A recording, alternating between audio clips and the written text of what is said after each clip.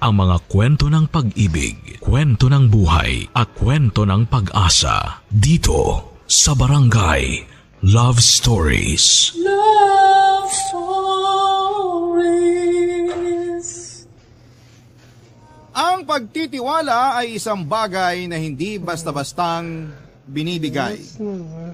Para itong pag-aani na hindi sapat ang pagtatanim lang. Kailangan mo itong alagaan kada araw mula sa binhi hanggang sa lumaki at mamunga. Ikaw kabarangay, ano ang gagawin mo kung ikaw mismo ang nakasira sa tiwalang pinaghirapan mong mabuo? Dear Papa Dudut, magandang araw po sa inyo at sa lahat ng mga tagapakinig ninyo. Gusto ko lamang pong unahan ang lahat at ipaalam sa inyo na sinadya ko pong palitan ang pangalan ng mga tao na mababanggit para po mapanatili ko ang privacy namin. At tulad po ng pakiusap ko na kasama ng sulat na ito ay umaasa at nagtitiwala po ako na itatago ninyo ang identity ko. Simulan ko pong muli ang kwento ko sa pagpapakilala sa sarili ko. Itago nyo na lamang po ako sa pangalan na Francis.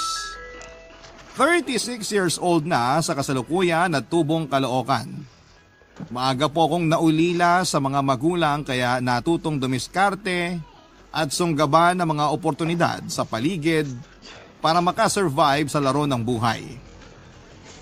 Nag-iisang anak ako ng nanay kong pumanaw noong elementary pa lamang ako. Ang papa ko naman ay nagkaroon ng pangalawang pamilya. 1 taon lang mula nang namatay si mama. Hindi na siya umuwi pa sa bahay at hindi na rin ako nagkaroon ng balita tungkol sa kanya. Pinalaki ako ng tita ko pero hindi nagtagal ay pumanaw din po ito. Kaya naman high school pa lamang ay nabuhay na akong hindi umaasa sa iba dahil iniisip kong darating din ang araw na maiiwan akong mag-isa, Papa Dudut. May maliit akong negosyo ngayon. Nagpiprint po ako ng mga tarpaulin, stickers at mga damit. Kapag sinipag ay nagbablog din po ako at kahit na hindi pa man ako gaanong kasikat, ay medyo marami na rin pong nanonood sa mga video ko sa Facebook. At dahil din sa pagbablog ko ay nakilala ko ang asawa ko.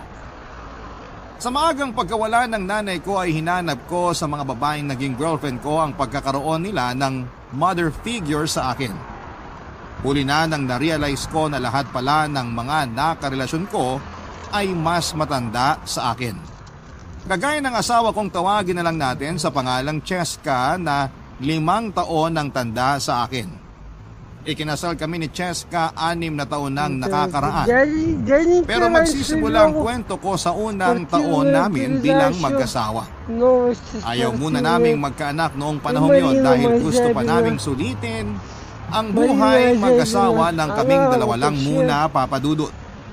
Kahit na marami kaming naririnig noon na hindi magaganda ay hindi na lang namin yon pinapansin. Nag-enjoy na lamang kami muna sa pagta-travel at paggawa ng mga bagay na hindi madaling gawin kapag meron ka ng anak. May sariling sasakyan din ang asawa ko kaya hindi na kami nahihirapan para makapunta sa iba't ibang lugar na gusto naming puntahan ng mga panahong yon, Papa Dudut. Поедем? Поехали, пофиг. Поехали.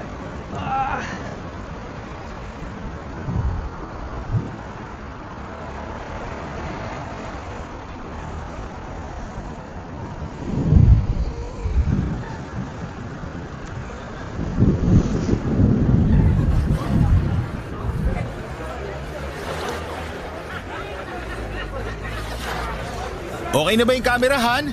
Oo, Han. Pero gusto ko lang muna ipaalam sa'yo na ang ganda ng videographer mo, ha? O siya, 3, 2, 1, action! Hello guys! Welcome back sa vlog ko. Day 3 na namin ngayon ng maganda kong asawa dito sa pinakamagandang beach sa buong Pilipinas. At eto yung mga ginawa namin sa buong araw. Cut! Kinakarir mo talaga yung pagiging vlogger mo, no? Akala mo naman milyon na yung followers eh. Yan mo naman. Kunwari ka pa dito mo nga nakilala yung pogi mong asawa. Oo na, oo na. Pero parang nagsisisi na ako na dito tayo pumunta sa beach na to. Bakit naman? Ikaw kaya ang pumili nito. Sabi ko kasi sa'yo, sa Gimaras na lang tayo eh. Kaso babae dapat yung masunod kaya hindi na ako pumalag nung pinili mo to. Tsaka, last day na natin bukas. Kaya sulitin na lang natin to. Sa bagay, may point ka. Pero nakakahilo kasi panoorin yung dami ng mga tao sa paligid. Nakakailang na nakakahilo. Feeling ko kasi nakatingin silang lahat sa akin. Ano ka ba? Huwag mo silang pansinin. Tsaka, ako naman talaga yung tinitignan nila. Siguradong napanood na nila yung mga travel vlog ko. Pero Han, tignan mo yung babae sa bandang kaliwa mo. Yung nakapulang bikini. Kaunting bukaka na lang niya makikita na kaluluwa oh. Tsaka yung isa, yung nakaputing t-shirt na malapit lang sa kanya. Walang suot na bra kaya bumabakat yung katawan. Basa pa yung damit kaya kita yung maitim niyang... Han, panay naman ang titig mo sa iba eh. Saan ka kasi tumingin? Ano ba yan? Natatakot na tuloy ako. Parang ikaw pa yung naghahanap ng chick sa atin eh. Ganon? So, naghahanap ka pala ng chicks. Hindi no? Bakit pa ako manchi-chicks? Eh ang ganda na ng asawa ko. Pero ang totoo, natatakot ako. Baka kasi bumalik yung dating ikaw. Tapos, ipagpalit mo ako sa kapwa mo babae. Huwag mo na isipin yung nakaraan kasi tapos na yun. Ang mahalaga, kung anong meron tayo ngayon. Pwede ka naman tumingin sa iba. Basta tingin lang ha. Ang akin lang, pumunta pa tayo rito kung ako lang din naman pala yung titignan mo. Eh di sana sa bahay na lang tayo. Doon kahit titigan mo pa ako ng nakaubad kung gusto mo. Yan din naman ang mangyayari mamaya pagbalik natin sa kwarto. Antayin mo lang at maganda ka na rin. Wow ha, nakakatakot naman. Please, wag po. Maawa kayo. Ang cute mo pag ganyan ka. Kung sino pa yung mas matanda, yun pa yung mas isip bata eh. Teka, ano nga ulit yung pangarap mong gawin natin kapag nagta-travel tayo? Pangarap ko? Hello, pangarap mo yun. Pangarap mo kaya na may mangyari sa atin sa iba't ibang parte ng Pilipinas? Babalik na rin mo pa ako, ikaw tong panay kalabit pag nasa kwarto tayo. Ako ba? Oo nga no. Maiba ako. Totoo bang natatakot ka na baka pumatol ulit ako sa kapwa ko babae? Oo, yun kasi madalas ko mapanaginipan. Ipinagpalit mo raw ako sa kapwa mo babae. Pero malabo na yun mangyari kasi kung alam mo lang, nakakahiyaman aminin pero patay na patay ako sa'yo. At kung hindi dahil sa'yo, hindi sana ako nagkaroon ng confidence at hindi ko makakamit yung mga bagay na meron ako ngayon. Pero meron din akong kinakatakot na gawin mo. Gusto mo bang malaman kung ano yon? Alam kong napakanega mong tao pero oo naman. Gusto ko malaman kung ano tumatakbo sa isip mo. Natatakot ako na dahil mas matanda ako sa'yo, baka dumating yung araw na ipagpalit mo ako sa mas bata. Taon na lang kasi yung bibilangin at magiging lantang gulay na ako. Ano ba yung iniisip mo, Han? Baka lantang gulay ka naman? Magkakasakit ka ba na maluba para maging lantang gulay ka? Saka kahit anong mangyari, malanta ka man, hindi kita ipagpapalit kahit kanino. Bakit naman hindi? Kung ako yung lalaki, maghahanap talaga ako ng mas bata at mas fresh kesa sa asawa kong malapit ng maging senior citizen. Ano ba naman trip yan? Napakalayo pa bago ka maging senior. Saka, mahal kita kaya ako nagpakasal sa'yo. Kaya nga tayo nagtatravel para sumaya hindi para mag-away. Sorry, Han. Hindi ko pa rin kasi maiwasang ma-insecure sa ibang babae, lalo na sa mga mas bata sa akin. Kaya siguro iniisip ko na baka dumating yung araw na ipagpalit mo pa rin ako sa iba. Promise, Han. Hindi mangyayari yun. Sabihin mo nga na mahal mo ako. Mahal kita. Mahal din kita. Mapadudot madalas ganon si Cheska.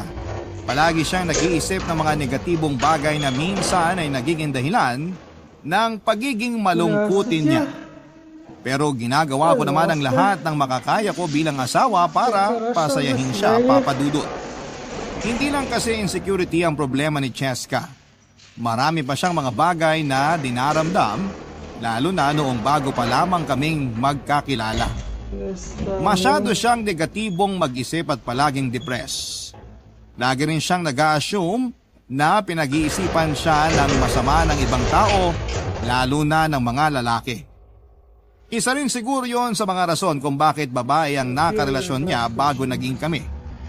Hindi ko rin naman siya masisisi dahil naging biktima siya noon ng sexual assault. Yun din ang naging dahilan ng mental health problems niya. at ng pagiging man-hater niya, Papa Dudut. 25%. Isa rin yon sa mga dahilan kung bakit hindi pa namin napagdidesisyonan na magkaroon ng anak ng mga panahon na yon. Sinasabi kasi ni Cheska na hindi pa raw siya handang mag-alaga ng bata dahil sa mental health issues niya. At nirerespeto ko naman ang lahat ng yon. Nagbago lang siya noong nakilala niya ako. Ginawa ko ang lahat para patunayan sa kanya na hindi lahat ng lalaki ay magkakapareho. At naging matagumpay naman ako sa bagay na yon hanggang sa kinasal na nga kami. Sa katunayan ay hindi naman sa pagyayabang pero 4 na babae ang nagtangkang umakit sa akin noon kahit na alam nila nakasal na kami ni Cheska pero wala akong pinatulan sa kanila. Papa Dudut, kapag may bagay na makakapagpasaya kay Cheska, maliit man o malaki, ay ginagawa ko ang makakaya ko para maibigay yon sa kanya. Ganon ko siya kamahal, Papa Dudut. Hanggang sa dumating yung araw na may nahanap na siyang pwede niyang gawing personal assistant sa trabaho niya. Manager kasi, sa isang kumpanya ang asawa ko at marami siyang kailangang asikasuhin. May mga papeles din siya na kailangang basahin at kadalasan nakakalimutan niya ang mga yon. Kaya nang makita ko kung gaano siya kasaya sa pagkakaroon ng katuwang sa trabaho, ay pinakita ko ang buong suporta ko sa kanya, Papa Dudut.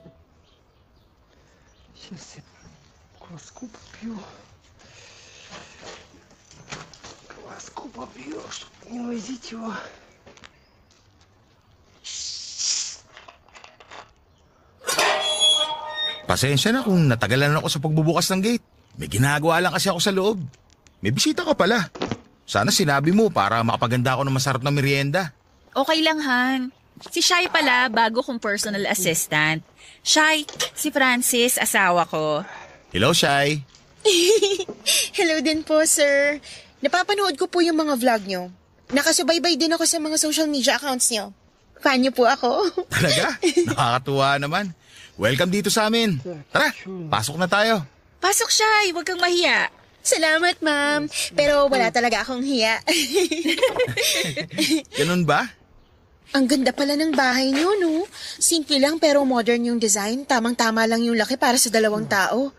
Pati yung garden nyo dun sa labas. Parang sarap tambayan. Maliit lang tong bahay namin. Pero may guest room kami dito. Ikaw talaga, Han. Sa garden lang naman kami tatambay ni Shai. Hindi mo na kailangan banggitin yung tungkol sa guest room. Ma'am, saglit lang po. Sir, pwede po bang makiselfie sa'yo? Ipagmamayabang ko lang po sa mga kaibigan ko. Sige, okay lang. Saka, Francis na lang itawag mo sa akin. Huwag mo na ako tawaging sir. Tara, selfie na tayo. Thank you po, sir. Francis pala. Napaka-hyper nitong nakuha mong assistant ah. Bagay nga kayo pagsamahin. Alam mo yun? Masayahin tapos malungkutin. Magiging balanse kayong dalawa. Hindi na kaya ako malungkutin simula nung makilala kita. Sus! Han, pwede ba kitang makausap sandali? Yung tayong dalawa lang sana. Sige, wait lang.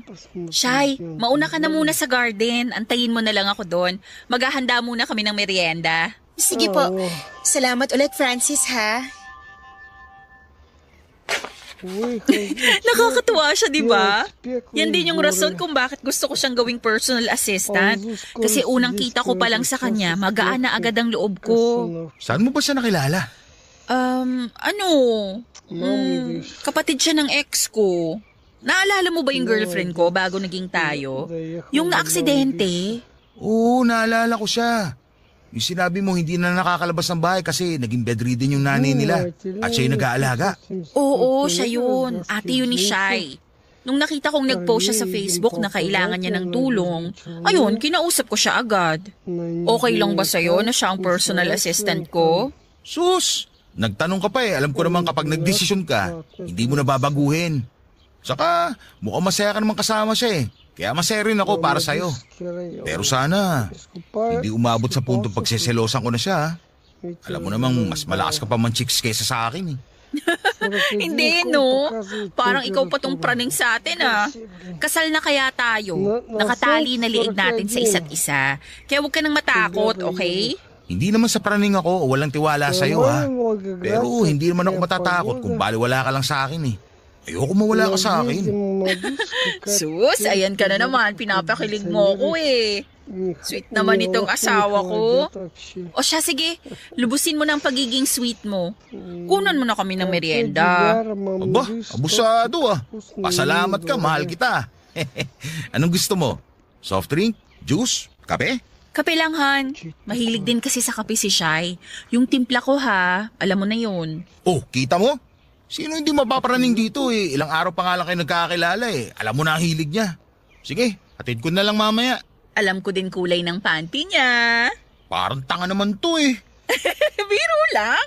Kumalma ka nga. Masyado kang praning eh. Papa Dudut, hindi ko maiwasang maghinala na may lihim na relasyon ng dalawa na higit pa sa pagkakaibigan at pagiging magkatrabaho. Lalo pang lumakas ang hinala ko nang may malaman ako sa mga kaibigan kong katrabaho ni Cheska.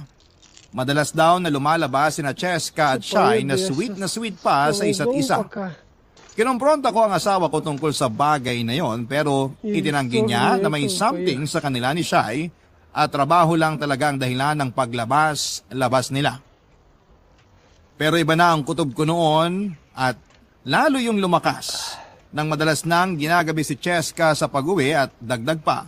Kapag nasa bahay siya ay si Shai palagi ang bukang bibig niya. Magkahalong takot, selos at lungkot ang nararamdaman ko noon, Papa Dudut. Alam kong hindi ako perpektong asawa pero ginagawa ko naman ang lahat na makakaya ko para hindi mag-isip ng masama sa akin si Cheska. Samantalang siya ay parang sinasadya niyang maging ganon ako sa kanya. Ang tiwala ko sa asawa ko ay napalitan na ng duda. Napalitan ng takot yung confidence ko sa relasyon naming dalawa. Hindi na ako makapag-focus sa mga gawain ko noon, kaya naman pinahawa ko muna ang printing business ko sa kaibigan ko. Naging madalang na rin ang pag-upload ko ng videos sa social media. Kapag may fan ako na nagtatanong sa akin, sinasabi ko na lamang na busy ako sa negosyo. Kahit ang totoo ay problemado ako at wala akong mapagkwentuhan ng tungkol sa aking pinagdadaanan na yon, Papa Dudut. Barangay Love Stories. Barangay Love Stories. Mayroong isang araw, Papa Dudut, na sumama sa business meeting ng kumpanya nila si Cheska. Magtatagal daw sila doon ng 2 linggo, Papa Dudut.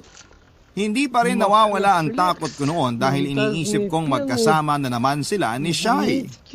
Pero imbes na magmukmok ay sinamantala ko na lamang ang pagkakataon para maglinis at mag-ayos ng mga sirang gamit sa bahay habang nagbablog.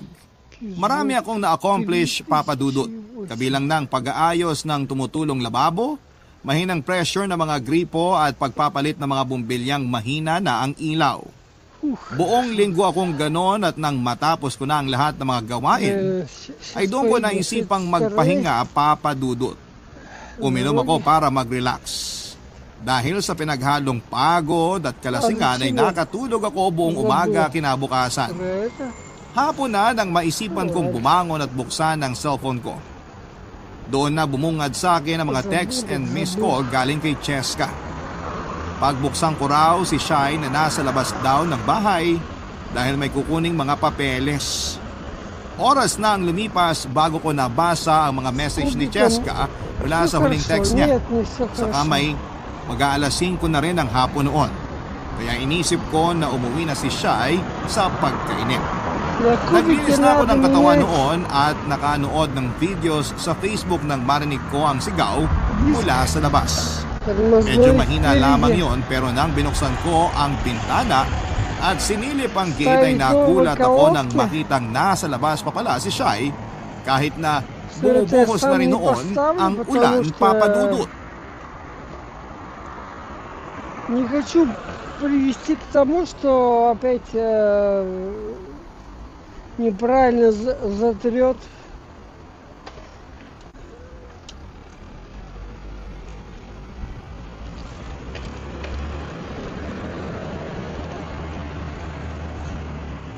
Hello po. Hello, Shai. O ano, nasa loob ka na ba ng bahay? Wala pa po pero nakita na ako ni sir. Narinig niya na po ako. Nakatulog po yata siya, kaya ngayon lang niya narinig yung pagtawag ko. Ganun ba? Pasensya na kung natagalan ka sa paghihintay, ha? Naku ma'am, okay lang po. Eto na po siya. Bubuksan na po niya yung gate. Sige, Shai. Basta yung bilin ko sa'yo, ha? Opo ma'am. Update ko na lang po kayo mamaya. Okay, salamat. Bye! Bye po. Чтобы не притирались. Shay, kanina ko pa pala naghihintay. Umuulan pa naman. Pasensya ka na ha. Wala po yun. Kakabasa ko lang ng mga text ni Cheska. Halika, pasok ka. Salamat. Ну, посмотрим. Kuhaan lang kita ng tuwalya at saka damit. Pasensya ka na talaga kung natagalan bago ko ita pinabuksan ha. Okay lang po, salamat po. Kahit tuwalya na lang po, sir. У меня Este, планы Francis pala. Upo ka muna dyan. Ceramic naman yung upuan sa kaliwa mo. мы Pwedeng upuan работаем. kahit basa ka. Kunin ko lang doon sa loob yung tuwalya saglit ha. Salamat. А 1 числа, Nakatulog kasi ako. короче, 30 Eto, kagigising ko lang. сотку. Pagod ka ata.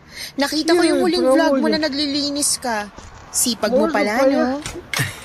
Hindi naman masyado. Сотку. Wala kasi si Cheska kaya naisipan ko magsipag kahit medyo kunwari А lang. Кирова уже Mukhang поехали. nakasubaybay ka talaga sa akin ha. Nga pala, akala ko kasama ko dun sa sinasabi ni Cheska na business meeting ba yun na 2 linggo? Kasama nga po dapat ako doon. Kaso marami pa kaming natitirang kailangan tapusin sa office kaya... nagpaiwan na lang ako. Para konti na lang yung trabaho ni ma'am pagka uwi niya. Masipag ka rin pala eh. Oo, sir. Malaki kasi utang ng loob ko kay Ma'am Cheska. Tinulungan niya kasi yung pamilya namin nung namatay si ate at na-ospital naman si mama. Parang hindi ko alam yun ah. Kaya gagawin ko po lahat para hindi siya madismaya sa akin. Anyway, ito na pala yung tuwalya saka extra na damit ni Cheska. Ayun yung CR sa tabi ng kwarto. Kung gusto mo na mas private, pasok ka sa kwarto namin. May CR doon. Salamat po, pero hindi ko naman kailangan ng privacy. Kahit nga dito na ako magbihis eh. Ha? Joke lang. Hindi ko alam na mapagbiro ka pala. Sige, magbihis ka na. Nakikita ko na kasi yung kaluluwa mo sa basa mong damit eh. Ano po? Wala, biro lang yon. Ay, joker ka rin pala. Pwede bang magpasama sa kwarto ni Ma'am Cheska? Doon daw kasi nakalagay yung papeles na pinapahanap niya sa akin eh. Doon na lang din ako magbibihis. Okay. Liga, sumunod ka sa akin. Matanong ko lang, may boyfriend ka na ba? Wala po. Simula nung naging bedridden si Mama, nawalan na rin ako ng oras para sa mga ganyan. Hanggang sa namatay na lang siya. Parang naisip ko na lang din na hindi para sa akin yung boyfriend na yan. Ganun ba? Sorry sa nangyari sa mama mo. Ito nga pala yung kwarto namin. Pasok ka na lang sa loob. Ayun yung CR. Dito lang ako sa labas ng kwarto. Tawagin mo lang ako kung may kailangan ka pa. Ay, hindi mo ako sasamahan sa loob? Ha? Bakit naman kita sasamahan? Kaya mo na yan. Ibig ko kasing sabihin, baka may mawalang gamit dito sa loob ng kwarto nyo. Ayoko namang mapagbintangan kaya mas mabuting kasama kita sa loob. Akala ko naman kung ano na. Sige, samahan na kita. Мы сейчас не в широкие едем. Uy! Teka, Shay! May CR naman. Bakit dyan ka nagbibihis? Lalabas na lang muna ako. Sandali. Actually, hindi talaga papeles yung priority ko kung bakit ako pumunta rito. Anong ibig mo sabihin? Ang totoo niyan, naisip ko lang na mag-isa ka. Na kailangan mo ng kasama. Huwag ka magbiro ng ganyan, Shay. Baka patulang kita. Paano kung sabihin ko sa yung hindi ako nagbibiro? Papatulan mo ba talaga ako? Naguguluhan ako. Akala ko kayo ni Cheska may relasyon. Kung meron man o wala, ang mahalaga ay yung sa atin ngayon. Kung alam mo lang, matagal na kita gusto. Kahit doon pa lang kita nakikita sa mga vlog mo. Пока с такими тормозами. Papadudod, sinubukan ko namang magpigil. Pero hindi ko akalaing bibigay din ako noong siya na ang nag-first move at ilang beses na rin naman akong natukso. Pero noon lang talaga ako pumatol sa ibang babae. Sinabi ko na lamang sa sarili ko ng mga sandaling yon na hindi naman siguro magagalit sa akin si Cheska dahil siguradong may lihim din silang relasyon ni Shai. Hindi man ako sigurado sa mga paratang ko pero yun na lamang ang pilit kong pinapaniwalaan para ma-justify ang ginagawa ko at hindi ko maramdaman ang guilt. Yung isang beses na yon, Papa Dudut, ay nasundan pa hanggang sa halos naging regular na ang pagpunta ni Shai sa bahay naming mag-asawa. Dahil manager si Cheska sa kumpanya nila, ay sinamantala namin ni Shai ang pagkakataon na yon.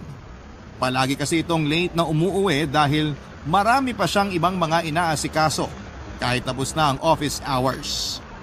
Ginamit ni Shai ang oras na yon para gumawa ng milagro sa mismong bahay naming mag-asawa. Minsan naman ay doon na mismo natutulog si Shai nang hindi nalalaman ng asawa ko. Meron kasi kaming maliit na guest room at doon na natutulog si Shai. Humihirit pa kami noon kapag tulog na si Cheska. Halos hindi kami makapagpigil ni Shai sa isa't isa. Ginagawa naming Valentine's Day bawat araw kahit na hindi pa buwan ng Pebrero. Kahit naglolo ko ay hindi ko naman pinabayaan ng asawa ko. Hindi ko pinapahalata sa kanya na binababoy na pala namin ni Shai yung bahay naming dalawa. Tinatakpan ko ang mga kasalanan ko sa pamamagitan ng pagbibigay ng mga gusto niya at paglalambing sa kanya tuwing quality time naming mag-asawa. Ginagawa ko yon para hindi niya mahalata ang mga kalokohan ko. Pero sabi nga ng iba, saan ka man mapunta ay babalik at babalik ka pa rin sa iyong pinanggalingan. At yun nga ang nangyari sa akin, Papa Dudut. May isang araw nga na inibitahan ako ni Cheska na sumama sa celebration ng kumpanya nila sa isang beach resort.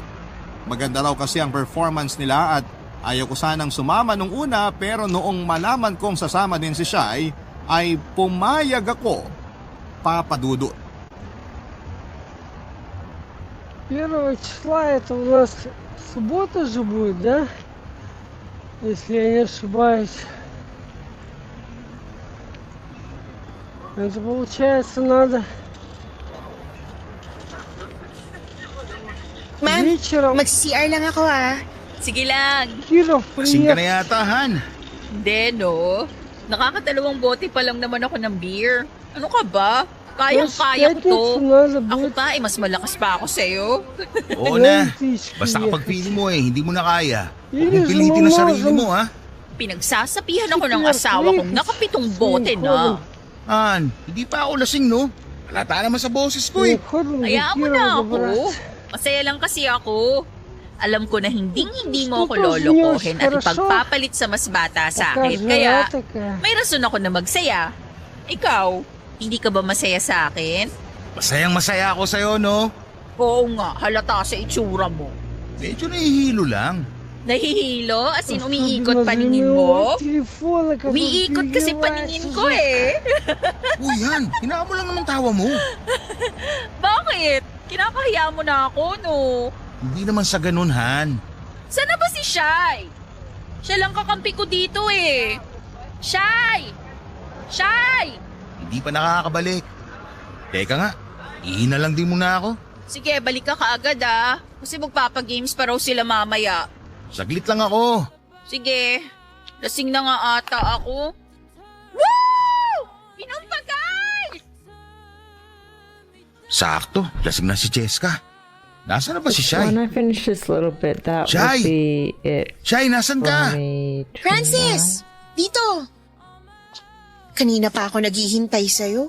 Sorry, ngayon lang ako nakasunod. Marami pa kasi siyang sinabi. Si Cheska ba? Sino pa nga ba? Ganun ba? Aayain kasi That sana would be kita maglakad-lakad sa tabing dagat eh. Wala bang makakita sa atin doon? Baka makita tayo ni Cheska, patay tayo nun. Wala no.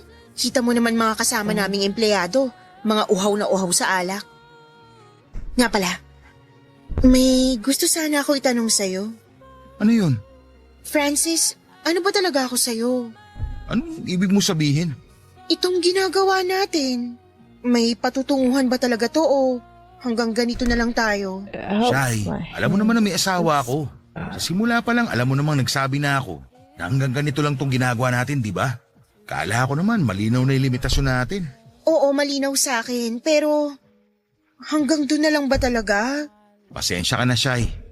Bukod sa katawan at oras ko, wala na ako maibibigay sa'yo. Natukso lang ako, tumikim at nasarapan. Pero mahal kong asawa ko. Yun nga nagbigay sa akin ng pag-asa eh.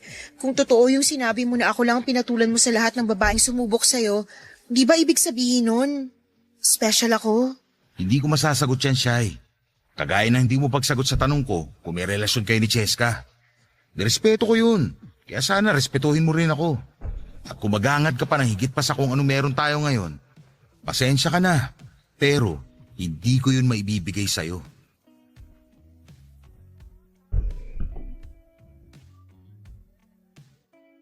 Papa Dudut, hindi ko akalaing may marirealize ako ng gabing yon.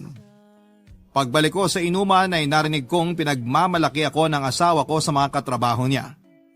Alam ko na mahiyain si Cheska pero napakasarap palang marinig mula sa kanya kung gaano siya ka-proud sa akin. Pero hindi ko rin maiwasang mag-guilty kapag naiisip kong hindi totoo yung mga pinapaniwalaan niya. Sa kabila ng nararamdaman kong guilt noon, ay may nangyari pa rin sa amin ni Shai ng gabing yon. Dala na rin siguro ng epekto ng alak na nainom ko. Naunang makatulog si Cheska kaya nagkaroon ako ng pagkakataon na puntahan si Shai sa kwarto niya. Hindi ko alam, pero dahil na rin siguro sa kalasingan, kaya nag-iba ang galaw noon ni Shai. Mas naging wild siya at mas gusto niya na sinasaktan ko siya habang ginagawa namin yon. Pero dahil hindi ko gusto yon ay nadismaya siya sa akin, Papa Dudut. Sa kabila ng saya na nararamdaman ko ng katawan ko habang ginagawa namin yun ni Shai, mabigat naman ang dibdib ko dahil sa kabilang banda ay nakukonsensya din po ako. Kung iisipin ko lang noon ay masasabi ko na wala naman talagang relasyon sina Cheska at Shai kagaya ng hinala ko. Siguro ipinipilit ko lamang ang sarili ko na paniwalaan yon para may dahilan ako na magloko. Nang gabing yon ay na-realize ko na ayaw kong mawala si Cheska sa akin. Ayaw ko na rin gumawa ng mga bagay na ikakasira ng relasyon namin. Kaya napagpasyahan ko na yun na ang huling beses na may mangyayari sa amin ni Shai, Papa Dudut. Barangay Love Stories. Barangay Love Stories. Papa Dudut, iniwasan ko na si Shai pagkatapos ng gabing yon. Desidido ako na hindi nagagawa ng kalokohan noon para sa relasyon namin ni Cheska. Pero doon naman lumitaw ang panibago na problema. Dahil sa pag-iwas ko kay Shai ay naging malungkutin siya at hindi na rin naitago ang unti-unting pagbabago sa itsura niya. Namayat na kasi siya at mukhang napabayaan na rin ang sarili. Doon ko na unti-unting natanggap sa sarili ko na ako pala talaga ang may kasalanan sa mga nangyari at hindi si Shai o si Cheska. Ang mahirap lang dahil nagkaroon ako ng dalawang babae. Kapag pumili ako ng isa ay masasaktan naman ang isa. Aminin ko man na nami-miss ko rin si Shai ay kailangan kong gawin ang tama at maging responsableng asawa na kay Cheska. Papa Dudut, habang pilit kong inilalayo ang sarili ko kay Shai, ay saka naman ako pilit na itinutulak ni Cheska papalapit sa kanya. Mas naging madalas ang pagpapapunta sa kanya ng asawa ko sa bahay at madalas pang isama sa mga lakad namin. Dahil doon ay muli na namang nabuo ang hinala ko sa kanila. Kahit kasi sa pagka-travel namin ay kasama pa rin si Shai. Ang masama pa ay nababash na rin ako sa mga vlog na ginagawa ko dahil sa sinasabi ng mga tao na pagkakaroon ko ng dalawang asawa. Aminado naman ako sa sarili ko na immoral ako, pero itinigil ko na yon. Minsan ay may mga sinasabi na rin si Cheska na nagpapakaba sa akin tulad ng kung mambababae raw ako ay hindi siya magagalit kung si Shai ang makakarelasyon ko. Nadagdagan pa yon ng kung ano-anong kawirduhan na sinasabi nito noon. Bago pa lumala ang sitwasyon ay tinawagan ko na si Shai para makipagkita sa akin sa isang tagong restaurant. Inisip ko kasi noon na baka nagkwento siya kay Cheska tungkol sa mga nangyari sa aming dalawa, Papa Dudut.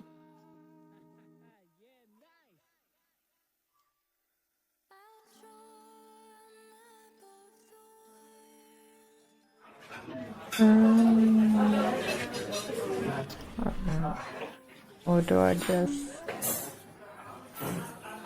Kumusta? Nangungumusta ka pa eh. Halos sabay ka na nga patirahin ng asawa ko. Bakit ka nagagalit?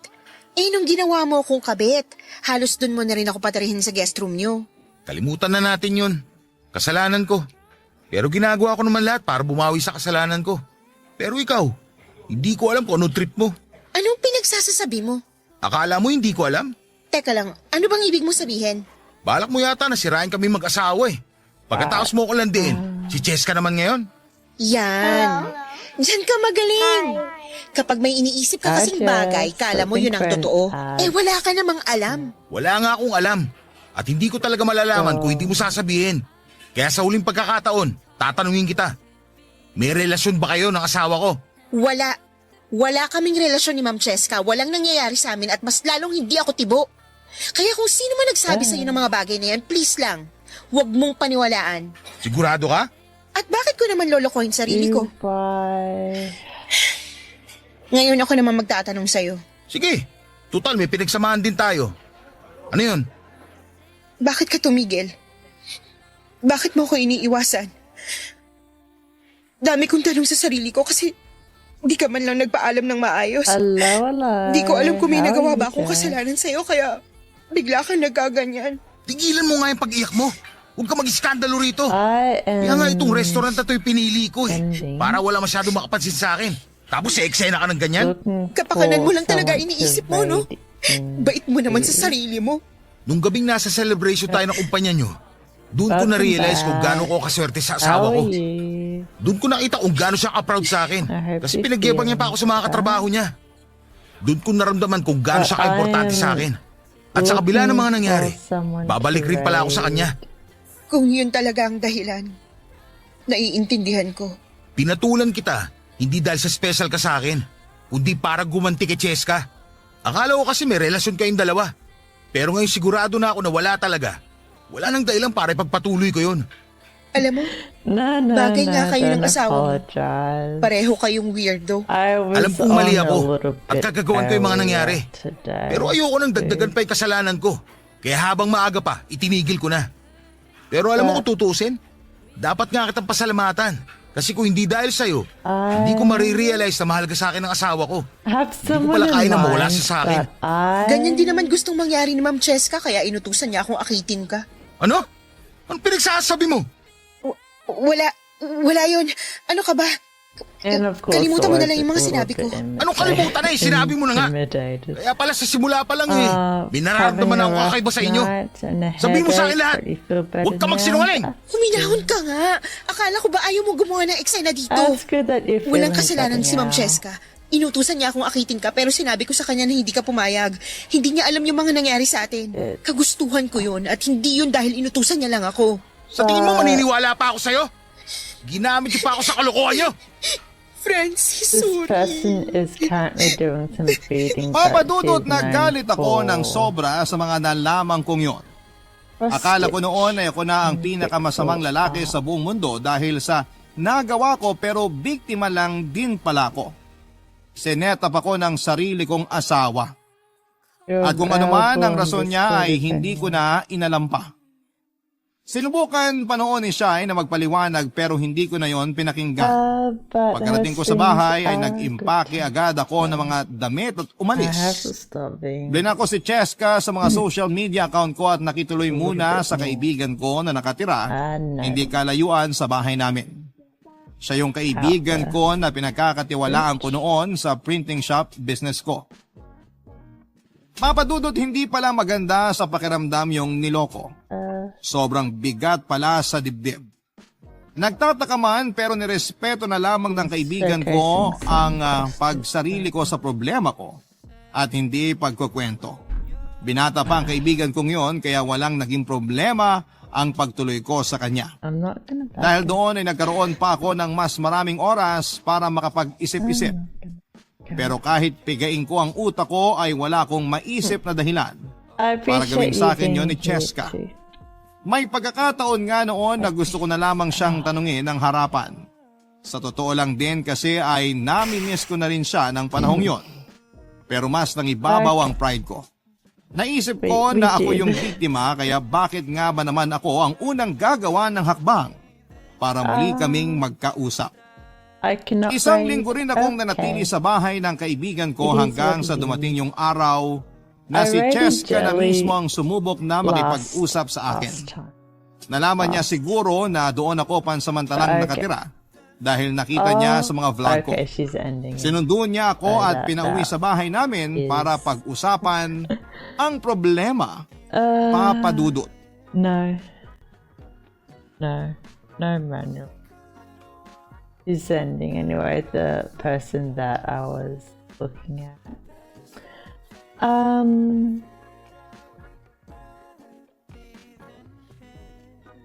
Okay. Namiss kita. Sorry sa mga nangyari. Yeah. Han pa rin ba ang itatawag ko sa'yo? O Francis na lang? Depende sa resulta ng pag-uusapan natin ngayon. Pasensya na talaga sa I also want nangyari. to rate Hindi ko agad na ipaliwanag the sa'yo. makers Sinubukan kitang and intindihin, craft Cheska. category. Maraming nagsabi na may sira yung ulo mo. Pero hindi ako naniwala sa kanila. Sa'yo ako naniwala. Pero bakit naman ganito? As another Sorry embroidery- talaga. Bakit mo ba kasi ginawa yun? Ano pumasok din sa kokote mo, ha? Alam mo, sa totoo lang, ayoko maniwala sa sinasabi ni Shai. Pero ramdam ko eh. Para may kakaiba. At walang matinong babae na mag-uutos na akitin yung asawa niya. Wala, Cheska! Francis, hindi I've ako seen the baliw. embroidery. Eh, anong tawag doon sa ginagawa mo? Di ba kabaliwan yun? Hayop na pag-iisip yan. Hindi naman. Tapos ano? Kapag kumagat ako sa tukso, palalabasin mo na ako yung masama. At the end Kung ginawa mo lang yun para maging malaya ka na, sana nagpaalam ka na lang. Hindi pinagmukha mo pa akong tanga. which is Hindi. Hindi yun ganun. Pasensya ka na. worse. Kasalanan ko. Kasalanan ko kasi pinaglaruan Yeah, kita. let's get it. Talagang kasalanan mo. Baka naman kagagawan mo rin yung katrabaho mo na nangakit sa akin noon. Pati siguro yung mga fan ko sa... Oo, pero... Ano? Ayop na yan. Eh di namin mo rin. Pinagmalaki mo pa na hindi ako pumatol. Pero paana mo rin naman pala yun. Lakas mo makagago, Cheska. Francis, I don't like magkaiba yung dwelling nangyari too noon much at on- ngayon. Ako naman ang pakinggan mo, please. Papahinga kita tapos ano? Mamanipulahin mo rin ako kagaya ng ginawa mo sa iba? Alam ko lang sana na ganito yung kainat na relasyon natin. Magsisisi ka bang pinakasalan mo ko? Hindi ko alam. Hindi ko na alam sa totoo lang. Alam mo naman na insecure ako, di ba? Mahilig mag-self-pity, negatibo mag-isip, depressed at kung ano-ano pa. Akala ko ba tanggap mo ko? Oo, tinanggap ko kung ano ka dati. uh, Pero alam mo rin na ginawa ko lahat para matulungan ka. Para bumuti ka. Sorry, Ikaw, Han. Chris. Sorry. Ginawa ko lang naman yun para i-test yung loyalty mo. Pero tuwing nagkukwento sila kung paano mo sila hinindian, mas lalo akong nahuhulog sa'yo. At sa tingin mo nakakatuwa yon? Alright, thanks Pero for si being Shai, here. Iba siya. Inutusan ko Next siyang stream, I'll be akitin ka back kasi akala ko in my- kakagat in ka. my corner. At nung sinabi niya sa akin na hindi ka Back in my pumayag, corner. magkahalong lungkot at saya yung naramdaman ko. My Masaya ako na humindi regular ka, pero scene. nalungkot din ako sa parehong rason. Ha? Anong ibig mo sabihin? Francis, gusto kong maging bahagi ng buhay natin si Shai. Crying in the corner. Gusto ko siyang kasama. In Gusto the ko siya. corner. Pero hindi pwede kasi Alright. kasal ako sa'yo at pareho pa kaming babae. Ano bang klaseng See pag-iisip you meron ka? next time. Anong pantasya yan? That'll be on Yes ka naman. Wednesday. Para sabihin ko sa'yo, nagsinungaling si Shai. Alright. May nangyari sa amin. Bye. O ano? Natahimik ka? Pumatol ako sa kanya. Pumatol ako kasi akala ko may relasyon kayo. Pinatulan ko siya para maagati sa'yo. Pero alam mo kung ano yung mas malala? Hindi lang isang beses may nangyari sa amin. Marami. At dito pa mismo sa loob ng bahay natin. Alam ko, Han. Alam ko lahat pero nagbulag-bulagan ako. Nalaman ko kasi na mas mabuti na rin na magkamabutihan kayo para kapag nawala ako sa mundo, alam ko may mag-aalaga at magmamahal sa'yo. Pero mali yun. Mali yung ginawa namin kaya itinigil ko na. Nangako ko sa altar na tayong dalawa lang. Saka anong pinagsasabi mong mawala sa mundo? Masyado ka talagang negatibo mag-isip. 5 taon lang agot ang edad natin. Sabay tayong tatanda. Kaya pwede ba tumigil ka na sa aga ganyan mo? Hindi mo kasi naiintindihan eh. Hindi talaga. Kasi alam mo kung ano yung pagkakaintindi ko? Na gusto mong matupad yung pantasya mo na maging tatlo tayo sa relasyon to. Ano yun? Tatsulok? Francis! May sakit ako sa puso. Papa Dudut, kumalma ako nang marinig ko yon mula kay Cheska. Sinabi niya sa akin na may mild heart enlargement daw siya o hindi normal ang laki ng puso niya. Ang sabi ng doktor sa amin noong sinamahan ko siyang magpa-check up. Nalaman ko na hindi lang yon dahil sa lifestyle niya na lagi nagpupuyat kundi pati na rin sa mga kinakain niya. Pwede pa raw yung lumala kung hindi niya aalagaan ang sarili niya. Hindi naman ganoong kalala ang sakit na yon pero nilamon ng pagiging negatibo si Cheska. Kaya naisipan niyang gumawa ng mga bagay na halos sumira sa aming dalawa para lamang masiguradong masaya pa rin ako kahit na wala na siya. Dahil nga sa mga nalaman ko ay parang bulang na walang galit at hinanakit ko sa kanya.